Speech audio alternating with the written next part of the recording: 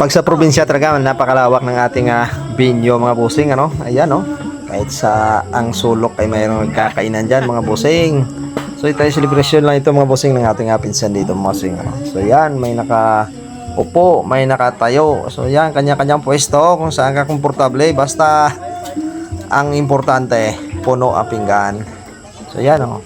Nandito.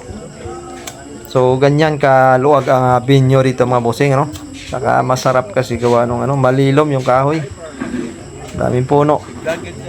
So ganyan lang, kasimple ang ating celebration dito sa Raya, sa Purpur. So ayan, sa taot mga taga Purpur, kain po tayo.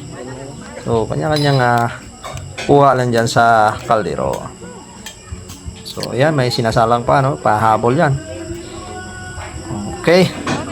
No, sana busog lahat. So pagkatapos kain yan, siyempre hugasan yung pinagkainan. Ayan mga dishwasher natin dyan, oh. Marami. Dishwasher. Ang sisipag. Talaga kinalay lang ng pinggan mo.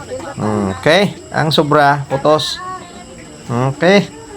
Para pag uwi sa bahay, may ulam ulit, ano? So ayan, shout out po sa ating lahat. Thank you sa mga nag-sponsor nito.